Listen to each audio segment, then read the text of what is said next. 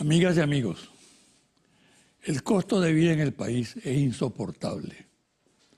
Hay conciencia de que el problema está determinado en buena medida por la guerra económica en la que tienen una incidencia determinante las sanciones aprobadas por el gobierno de los Estados Unidos, la Unión Europea y de algunas naciones de la región latinoamericana.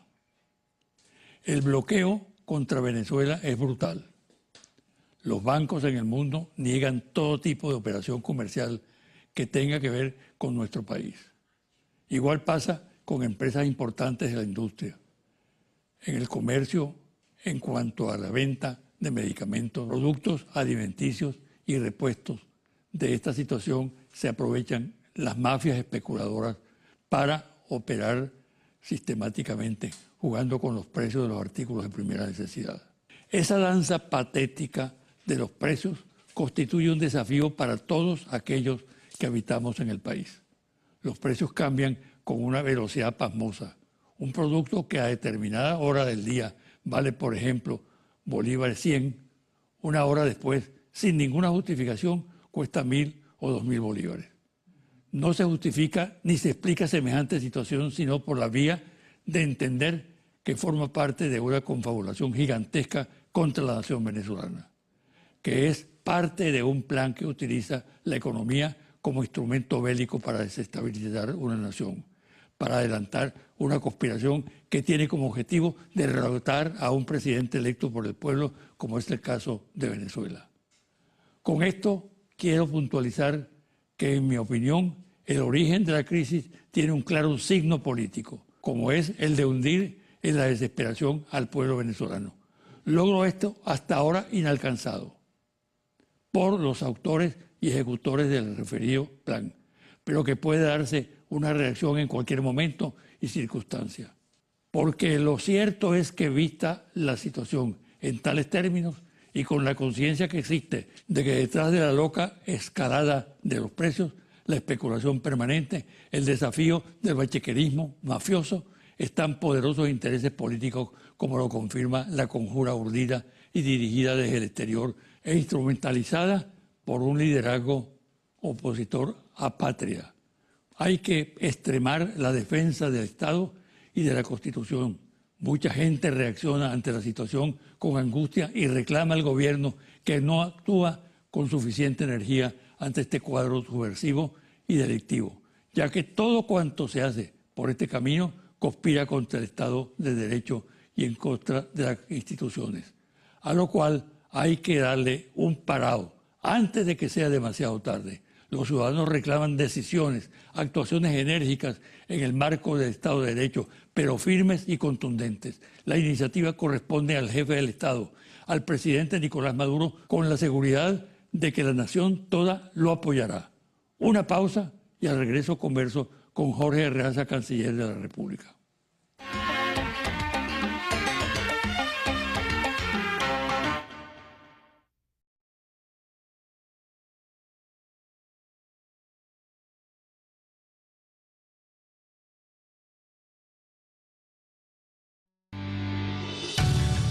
Estás viendo José Vicente Hoy.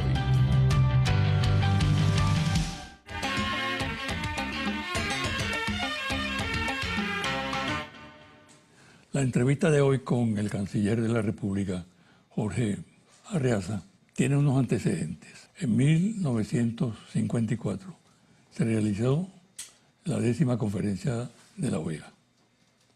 En esa conferencia, que se realizó precisamente aquí en Caracas, en plena dictadura de Pérez Jiménez, participó el canciller de Guatemala, Guillermo Torielo. Y por los Estados Unidos hizo acto de presencia uno de los personajes más siniestros de la diplomacia norteamericana, John Foster Dulles. Luego, en 1900, esa conferencia, que fue la 10ª conferencia de la OEA, concluyó posteriormente con el golpe de Estado en Guatemala. Es decir, el precedente fue la reunión de la OEA. Posteriormente, en 1961, se reunió en San José de Costa Rica la OEA para expulsar a Cuba del sistema interamericano. Allí llevó la palabra por Venezuela el canciller Ignacio Luis Arcaya, quien tuvo una actitud muy honesta, muy seria, muy responsable, al negarse a respaldar ese planteamiento que vino directamente de Rómulo Betancourt. Eso provocó la renuncia de Arcaya y prácticamente la salida de ORD del gobierno. Pues bien, hoy, en esa línea de dignidad, en ese organismo siniestro que es la OEA, tengo el placer de presentar a Jorge Arreaza. Jorge Arreaza es el estirpe de esos cancilleres que pusieron en alto la soberanía nacional. Y por tanto, acaba de hacer una extraordinaria presentación en la OEA, donde fijó la línea de acción del gobierno venezolano. Bienvenido, Jorge. Gracias, José Vicente, un placer siempre. ¿Qué caracteriza la política exterior de Venezuela en este momento? La caracteriza, en primer lugar, el respeto a la soberanía, primero de nuestro país, y hacerla respetar, y el respeto a la soberanía de todos los estados que componen este mundo, y sobre todo los estados que se han organizado en el mundo civilizado, en las Naciones Unidas. Pero lo caracteriza también la paz. Ese respeto conlleva la paz. Por eso el comandante Hugo Chávez bautizó nuestra política exterior como diplomacia bolivariana de paz. Respeto, paz y por supuesto el equilibrio. Eso que el Libertador llamó el equilibrio del universo y que el comandante Hugo Chávez desde un principio denominó, basándose en teóricos, en la multipolaridad, el pluricentrismo que es necesario en el mundo, los diferentes polos que con respeto van a equilibrarse entre sí para generar precisamente la paz, el desarrollo humano y la igualdad en el mundo. Yo creo que eso es lo que caracteriza a nuestra diplomacia. ¿Y cómo se expresa en la práctica esa política? Se expresa, en hechos concretos. Sí, se expresa fundamentalmente respetando los principios fundamentales del derecho internacional público. Creo que Venezuela en los organismos multilaterales y en su práctica regional o bilateral de la diplomacia es muy respetuosa de esos principios. Y por supuesto se respeta siempre contraviniendo cualquier tipo de corriente guerrerista, cualquier tipo de corriente que pretenda imponer, avasallar no solo nuestro país, no solo nuestra región, sino en el mundo entero. Nos hemos mantenido siempre en contra de la guerra, de la violencia y buscando más bien la unidad y el respeto entre esos polos permanentemente y alianzas, nuevas alianzas, la cooperación en el sur, del sur con el sur.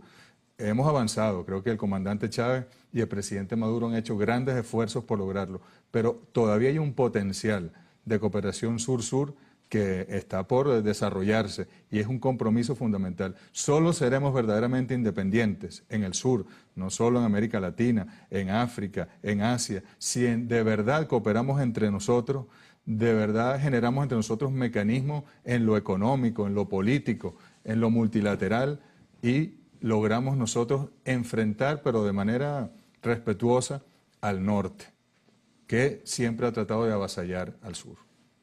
Esas líneas maestras de la política exterior venezolana que tú señalas, que tú registras en este momento, tienen su origen en la concepción que tenía el presidente Chávez de la política exterior. Desde luego, gran parte del legado de Chávez se respeta, pero también hay que tomar en cuenta que los tiempos cambian, evolucionan, las realidades son cambiantes. ¿Hay alguna modificación o agregado a esas líneas maestras que caracterizaron el mensaje de la política de Chávez? En lo fundamental, en los principios, no lo hay, porque el comandante Chávez lo que hizo fue rescatar la doctrina bolivariana y rescatar los principios que habían sido olvidados por una Venezuela neocolonial, una Venezuela sometida a los intereses de los grandes concentradores de poder en el mundo. Pero en la práctica, por ejemplo, la decisión que tomó el presidente Maduro de retirar a Venezuela de la Organización de los Estados Americanos es consecuencia también de la política de Chávez. Ya nos habíamos retirado del TIAR, del Tratado Interamericano de Asistencia Recíproca, en el 2009. Nos habíamos retirado en el 2011 del Sistema Interamericano de Derechos Humanos y el Sistema Interamericano de Justicia. Y en consecuencia del retiro de la OEA a nadie puede sorprender. Pero, sin embargo, es una decisión valiente, corajuda del presidente Nicolás Maduro en un momento en el cual el imperialismo pretende reactivar, revivir ese tipo de organismos destinados al fracaso, pero que están recibiendo nuevo influjo de grandes intereses que están gobernando con el imperialismo en esta nueva fase, en esta fase Trump, en esta fase del imperialismo sin máscara, del imperialismo grotesco. Para muchos, en este momento, Venezuela está cercada internacionalmente. Esa es la visión que tienen sectores desprevenidos o sectores que actúan con malicia. Pero en todo caso, esa es una cuestión importante de dilucidar. ¿Está realmente Venezuela cercada o en ese cerco aparente tenemos otros interlocutores importantes? No, creo que al contrario, creo que Venezuela nunca tuvo tantas relaciones como las tiene hoy. La política de diversificación de las relaciones internacionales del comandante Chávez, que luego lo acompañó Nicolás Maduro como canciller y que el presidente Maduro ha llevado adelante, más bien está dando sus frutos más evidentes en este momento. Contar con no solo socios, porque la palabra no es socio, con aliados, con hermanos incluso, me atrevo a utilizar ese término fraternal, como la República Popular China, como la Federación Rusa, como la República de Turquía, como la propia India, contar con el acercamiento a países africanos con los cuales jamás tuvimos ningún tipo de acercamiento, tener el ALBA, que no la teníamos antes, fortalecida, que es el núcleo de la CELAC, es el núcleo de la UNASUR, es el núcleo del SICA, es el núcleo del CARICOM, es el ALBA la que está allí presente en nuestra alianza bolivariana. De verdad que nos ha abierto nuevos horizontes que no los tuvimos durante toda la Cuarta República, desde 1830 hasta 1998, éramos dependientes del imperio de turno y sobre todo del imperio norteamericano a través de los intereses petroleros. Nosotros teníamos una política exterior unidireccional y en algunos casos con la comunidad andina era sencillamente la integración de las élites económicas, no era de los pueblos, no era de verdad política ni principista, sino de las élites y sus intereses. Hoy en día nosotros estamos presidiendo el movimiento de los países no alineados. Son 120 países que trabajan con Venezuela, que Venezuela lidera y liderará hasta el año que viene. Y luego en la Troika nos mantendremos al frente del movimiento de países no alineados. Yo creo que nunca tuvimos una Venezuela con tantas alianzas, con tantos vínculos y articulaciones como la que tenemos hoy en día. Ahora, esa nueva visión acerca de las relaciones internacionales del país, esa realidad que surge de la emergencia que estamos viviendo, se traduce en algunos beneficios concretos para el país, ¿no? Sí. Atravesamos por una situación económica muy compleja, muy complicada, muy difícil. Ahora se explica esa apertura en el campo internacional, pero se traduce también en beneficios para el pueblo venezolano. Se traduce, que lo más importante... Por ejemplo, en materia de mercado, sí, etcétera. Lo más importante es que no es una diversificación de las relaciones meramente discursiva, retórica, teórica. No, por ejemplo, nuestra relación con China, que tiene ya una historia, con sus fondos binacionales. Venezuela cumple entregando petróleo, China nos da financiamiento. Eso se ha traducido, José Vicente, en viviendas, se ha traducido en tecnología, se ha traducido en infraestructura para los servicios públicos, se ha traducido en salud para el pueblo venezolano, pero igual ocurre con Rusia también, con India.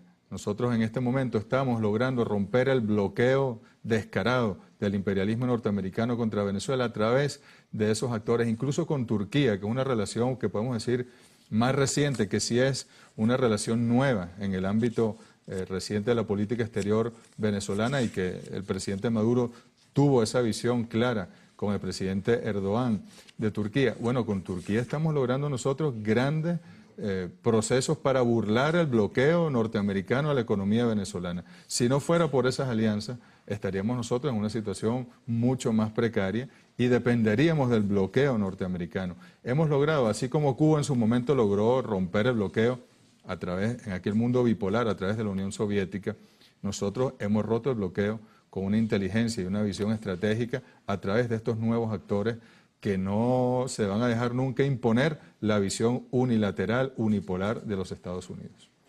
Vamos a hacer una pausa, Jorge. Y al regresar quiero que hablemos de algo que pudiéramos llamar la realidad real del mundo en este momento. Seguro. Los acercamientos que se están produciendo, los enfrentamientos que se están dando. Eso lo hacemos al regresar de la pausa. Seguro que sí. Gracias.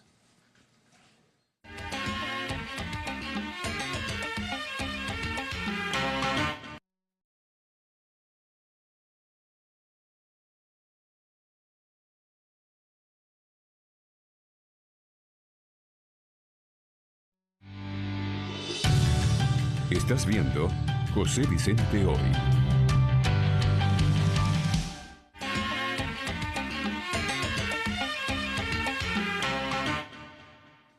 Jorge, ¿qué está pasando en el mundo? Se observa una situación muy fluida, ¿no? Se dan acercamientos impredecibles. Por ejemplo, esta entrevista Trump-Kim, Corea del Norte y Estados Unidos. Más otros episodios que estamos viviendo de diversos tipos. ¿Qué está pasando? Mire, ¿Cómo observa el canciller de Venezuela esa situación de fluidez que se ve en el mundo, que se percibe en el mundo? Con la llegada del poder de Donald Trump, el unilateralismo, el unipolarismo de los Estados Unidos se ha reforzado. El lema de Trump de hagamos de América, se refería a Estados Unidos, grande de nuevo, tiene que ver mucho con eso. Y hay reacciones. Es una política que para muchos estaba ya dejada en el pasado. En el caso de América Latina y el Caribe, que se diga que la doctrina Monroe ha cobrado nueva vigencia y que se diga abiertamente, como lo que vimos en la OEA, que actuaban chantajeando, extorsionando a los países prácticamente delante del resto de las delegaciones, una cosa terrible. Pero en el mundo estamos viendo reacciones. Yo creo que la reunión con el líder coreano Kim Jong-un definitivamente fue una manera de los Estados Unidos de reconocer que no tenían la suficiente capacidad ni el poder para derrotar a Corea del Norte. Tuvieron que negociar, tuvieron que encontrarse. Es una señal positiva para el mundo, porque se neutraliza ahí una amenaza que tenía al mundo en ascuas, sobre todo a la región, ahí en el entorno pues, de Corea, de la península coreana. Pero más allá de eso, vemos como la Unión Europea también tiene que distanciarse de algunas posiciones de Estados Unidos, cómo Canadá se enfrenta directamente a los Estados Unidos, cómo Estados Unidos pretende pisotear a los países de América Latina y el Caribe. Lamentablemente... Que por cierto, Trump le responde a Canadá con un insulto. Sí, bueno, no tiene ningún tipo, tiene una incontinencia verbal antidiplomática, antihistórica, que es para el estudio, pues por decirlo menos. Pero es interesante ver cómo son como los últimos... Jorge Rodríguez no está estudiando ese caso. Jorge Rodríguez tiene un análisis permanente psiquiátrico del personaje. Eso se lo puedo garantizar. Pero es interesante ver, José Vicente, cómo son una especie de los últimos coletazos de un animal prehistórico que está condenado a la extinción. El imperialismo norteamericano no va a sobrevivir en las próximas décadas en esta humanidad, en este mundo multipolar, en este mundo de esperanza que está surgiendo. Y por eso vemos tantos conflictos provocados. Lo que están haciendo con Israel, Palestina, Jerusalén, etcétera, es de verdad un atrevimiento. Ellos fracasaron en Siria, aunque le den vueltas, aunque le busquen la manera. Han tratado de desestabilizar el Medio Oriente por otras vías, con otras alianzas. Son actos de desespero, porque ya no tienen el poder ni lo tendrán. Han ido surgiendo otros actores, otros polos, que paulatinamente irán sustituyendo a los Estados Unidos en varios ámbitos, en el económico, en el liderazgo político, en el diplomático. Y finalmente los Estados Unidos tendrá que aceptar, y ojalá un día llegue un gobierno y una clase política de Estados Unidos que se diferencie del actual, que se acepte como un actor más importante, potente, fundamental del sistema internacional, pero no como el jefe, ni el policía, ni el general de ejército para tomar las decisiones en el mundo. Eso está por venir, parece que a veces no nos lo creemos y nos desesperanzamos y nos frustramos. No, yo creo que hoy más que nunca el imperialismo está dando señales de debilidad y señales casi de terapia intensiva de su proyecto imperial. Sí, eso que tú dices es cierto, ¿no? No hay que perder las ilusiones. Pero de golpe uno se encuentra ante situaciones sumamente duras, crueles, ¿no? Por ejemplo, el fraude de Obama, cómo Obama se empeñó ya al final de su gestión en endurecer la posición con respecto a Venezuela, me refiero yo especialmente, ¿no? Es decir, que... Sí, pero hay mucho de política doméstica ahí en los Estados Unidos. Buena parte de la agresión a Venezuela está vinculado con la pretensión de reelección del presidente Trump o con la pretensión de los demócratas en su momento de elegir a Hillary Clinton y los votos de la Florida. Y mientras más extremista se sea hacia Cuba y hacia Venezuela en la Florida, garantiza un Estado, bueno, que recordemos en el 2000 al presidente George Bush, después de varios días de espera, al final la Florida, yéndose como votos del colegio electoral hacia el campo republicano, le dio la victoria. Entonces hay que hacer lecturas de verdad integrales del tema, pero no es... Es de verdad, yo recuerdo una vez, José Vicente, como vicepresidente me coincidí en una toma de posesión con el entonces secretario de Estado John Kerry. Y él nos reclamaba a nosotros, es que ustedes todo lo ideologizan, le meten la ideología. Yo le decía, yo no voy a negar que tenemos unas ideas que las defendemos y que las ponemos por delante de cada acción que hacemos, pero ustedes también lo hacen. Y lo que está haciendo Donald Trump es ideologizar todo en este momento, según los intereses de Estados Unidos, según los intereses del capital, según los intereses supremacistas de una casta, casi que podemos decir que está gobernando en los Estados Unidos. Y eso al final, eso va a fracasar, incluso en la opinión pública estadounidense, eso está destinado al fracaso. Yo observo, por ejemplo, esto es una opinión muy personal, que Venezuela es una ocasión para ese establecimiento norteamericano, no solo para Trump, sino para su equipo, que está integrado por gorilas, ¿no? Y pienso al mismo tiempo que el acercamiento con Corea del Norte nos ubica más, con más claridad, como foco de la política de Trump. Es decir, ellos resolvieron el problema por ahora, circunstancialmente, con Corea del Norte, con esa entrevista. Entonces nosotros quedamos en el centro del ataque, de la agresión en un momento dado.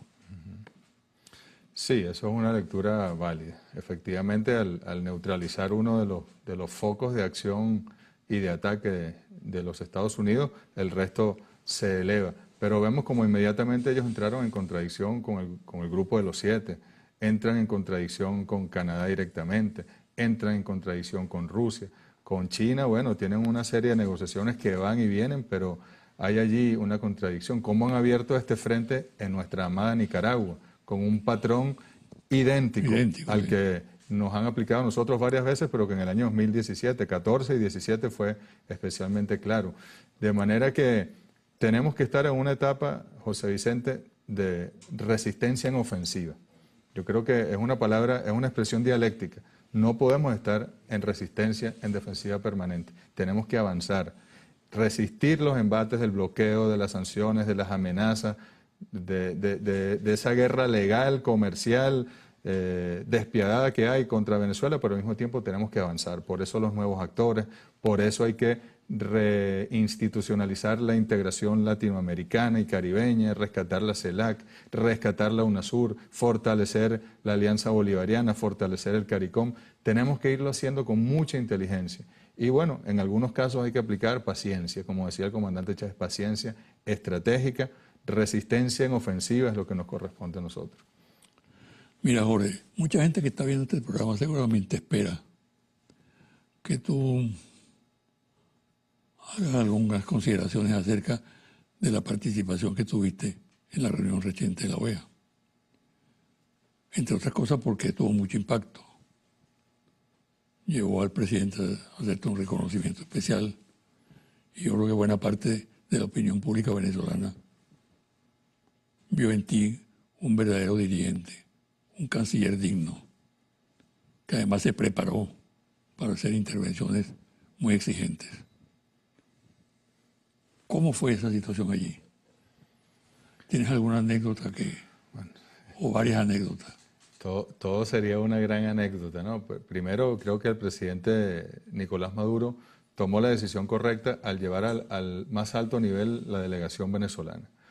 Porque por un lado veíamos activarse previa a la Asamblea General al imperialismo contra Venezuela, pero además de la manera más descarada, José Vicente, visitas a estados del Caribe, visitas a estados de Sudamérica, reuniones con este famoso grupo Cártel de Lima, intervenía vía videoconferencia ya directamente el secretario de Estado, el canciller de los Estados Unidos, manifestando que ellos son los que mandan en ese grupo de Lima.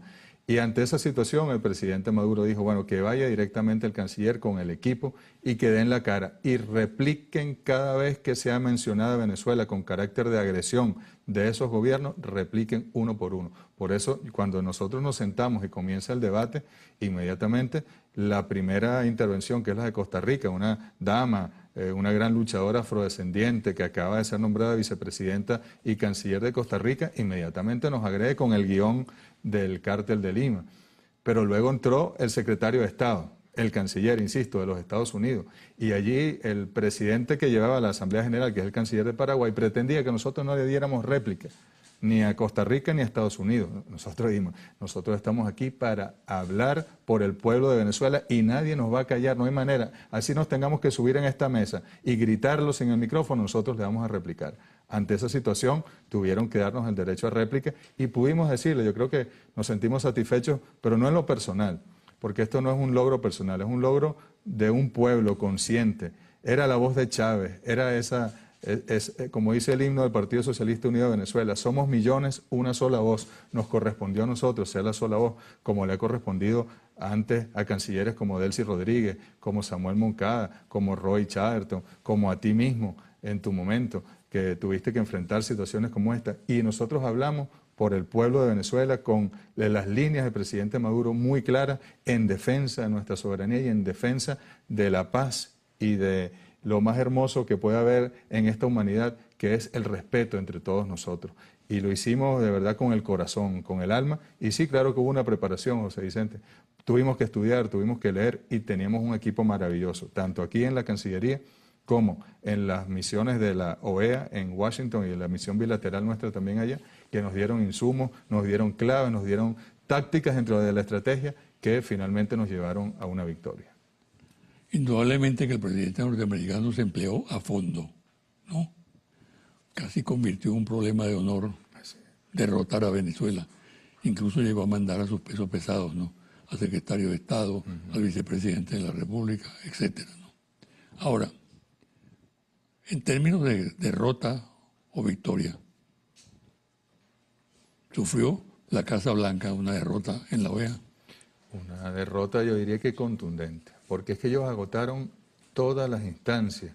Incluso hubo una cena pública, no una cena privada, una invitación para convencer tras bastidores, no, una cena pública donde el vicepresidente de los Estados Unidos, Mike Pence, invitó a 22 delegados de 22 de los 34 países que estaban presentes en la Asamblea General y les dio órdenes, además desde el podio del presidente de los Estados Unidos. Ahí el podio ese que tiene el águila, el escudo, dice President of the United States. Desde allí les dijo, ustedes tienen que votar a favor de la resolución para suspender a Venezuela. Y si lo hacen, contarán con el apoyo, la cooperación, el financiamiento de los Estados Unidos. Y si no lo hacen, habrá consecuencias en la relación con los Estados Unidos. Sí, era una cosa que de verdad era grotesca. Y hubo países, estados, gobiernos, que tuvieron la dignidad de escuchar aquello, de sentirse extorsionados y amenazados y de votar en contra de esa resolución, bien fuera directamente o por la vía de la abstención, que es una modalidad de no apoyar la resolución. Y cuando nosotros escuchamos, porque nosotros pedimos la votación nominal, porque pretendían aprobar aquello por consenso, por aclamación, dijimos, no, un momento, aquí no hay consenso, vótese nominalmente.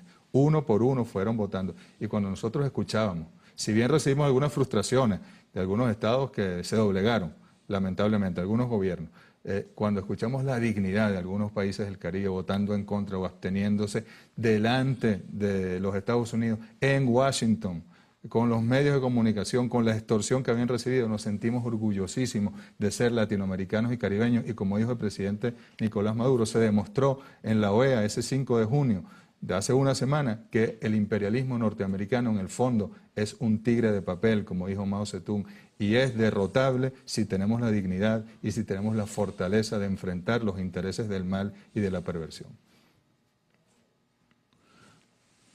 Tengo la opinión,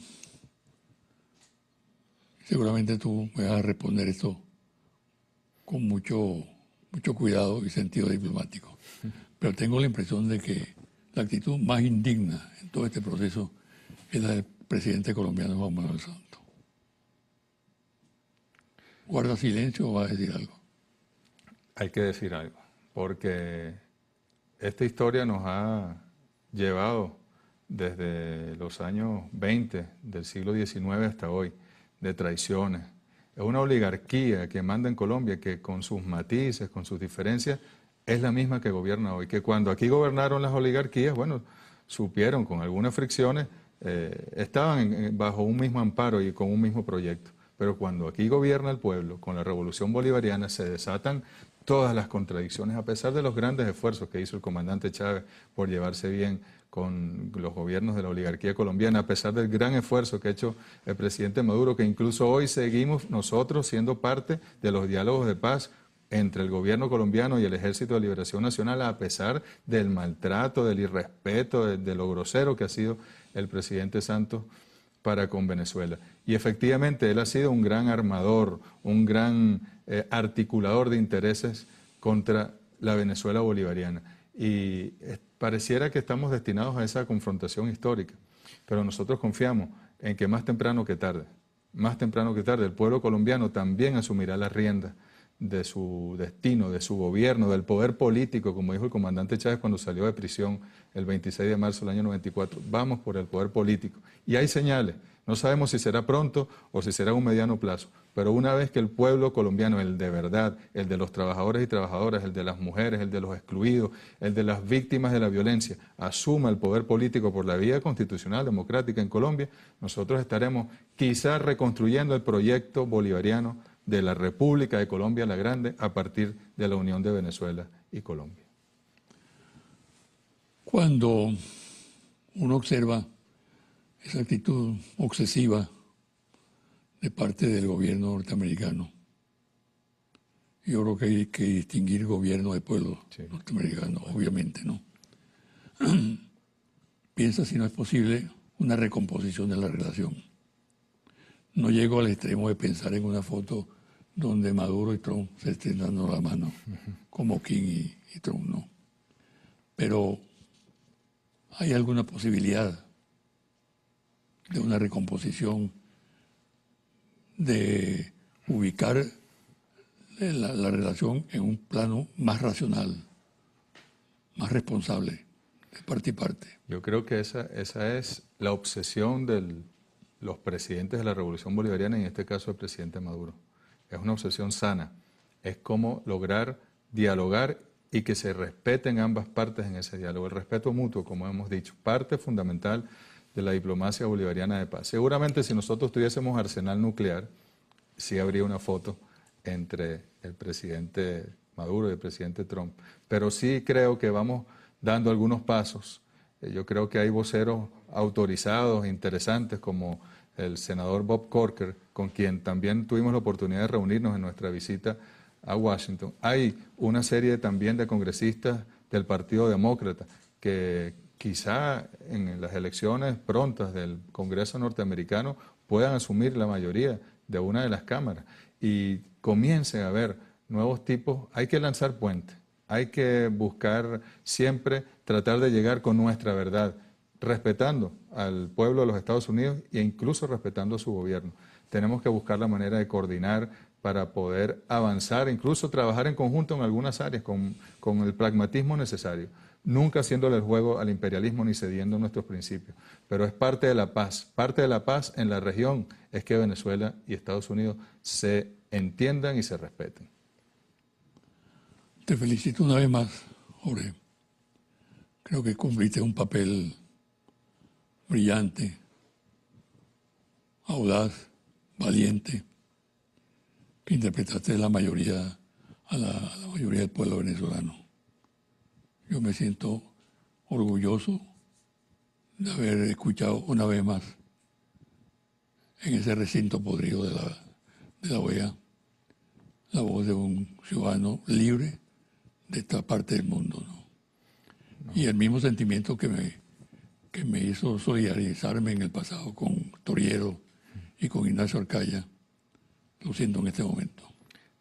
Viniendo de ti o de usted, José Vicente, es un gran compromiso, así como la entrega que nos hizo el presidente Nicolás Maduro del sable, la réplica del sable que utilizó el Libertador en la batalla de Carabobo, es un compromiso, pero insisto, no es Jorge Arreaza, es un gran equipo que logró articular la voz de un pueblo, la voz y el proyecto consciente de un pueblo que es libre y será libre, pase lo que pase. Es nuestra decisión soberana serlo, y no solo vamos a ser libres nosotros, seguiremos liberando por distintas vías.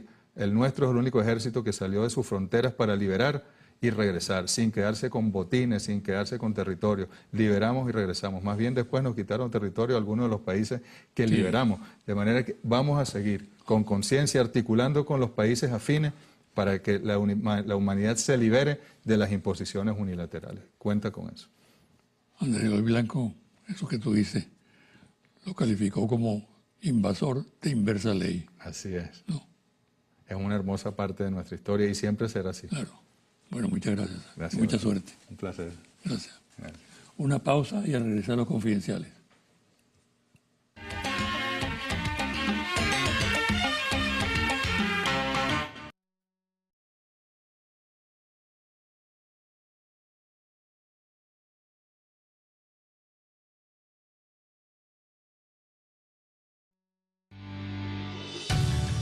Estás viendo José Vicente Hoy.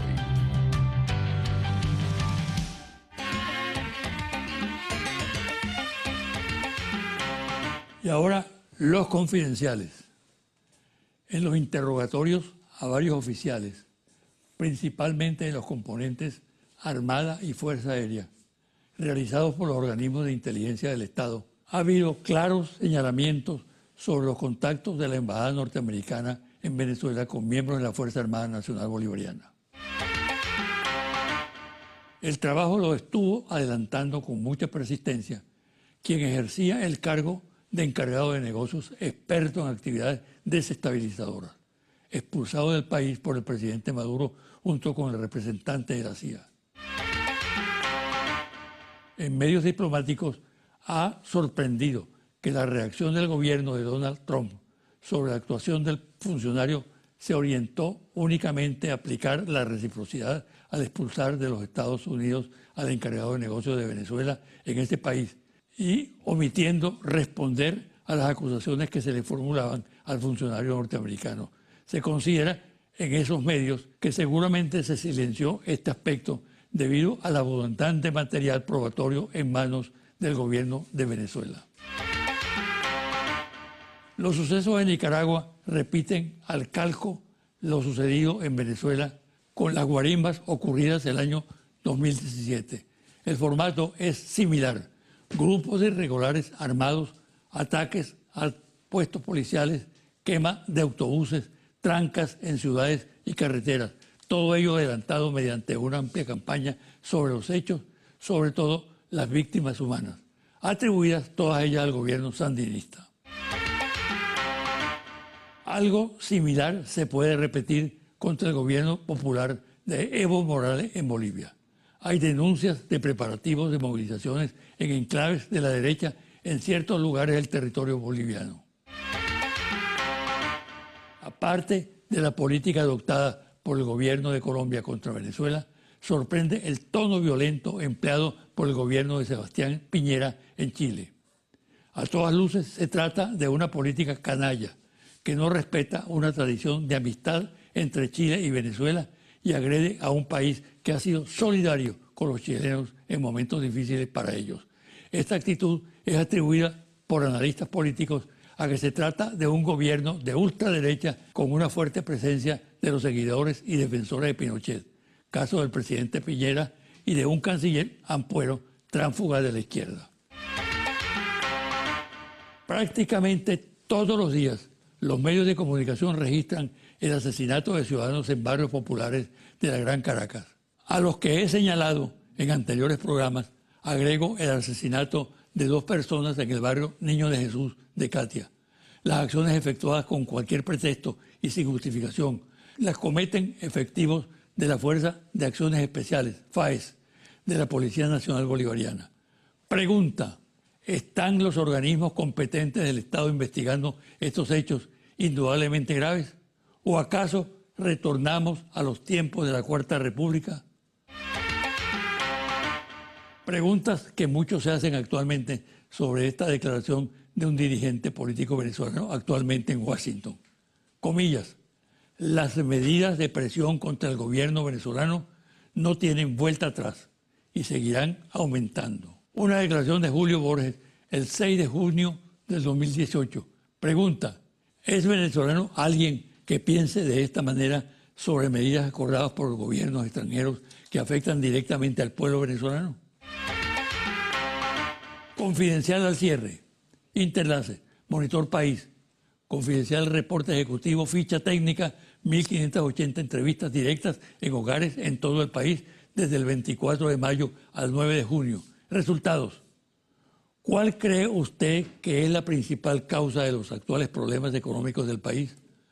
Las sanciones económicas y financieras de Estados Unidos contra Venezuela, la guerra económica, la caída de los precios del petróleo o el desempeño del gabinete económico. Gabinete económico, 47%. Guerra económica, 26%.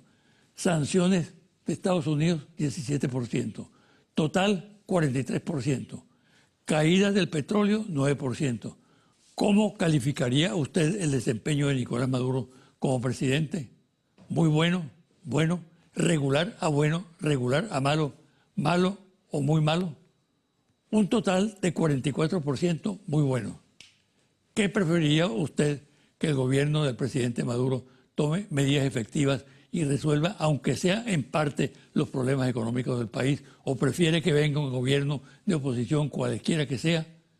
Que Maduro resuelva 59%, que venga un gobierno de oposición 38%. Conclusiones. Sube 7%, de 37% a 44%, la valoración positiva de la gestión del presidente Maduro con relación a mayo pasado, en vísperas de las elecciones presidenciales y después de su victoria, cuando anuncia realizar cambios profundos en la conducción de la política económica, lo que mejora las expectativas positivas de los venezolanos. De la misma manera, se incrementa el porcentaje de los venezolanos que consideran que la principal causa de nuestros problemas económicos es la guerra económica y las sanciones de Estados Unidos. También aumenta a 59% quienes prefieren que el gobierno del presidente Maduro tome medidas efectivas y solucione los problemas económicos del país antes que venga un gobierno de la oposición. Hasta aquí el programa de hoy. Me despido hasta el próximo domingo a las 9 de la mañana por este su canal Televen.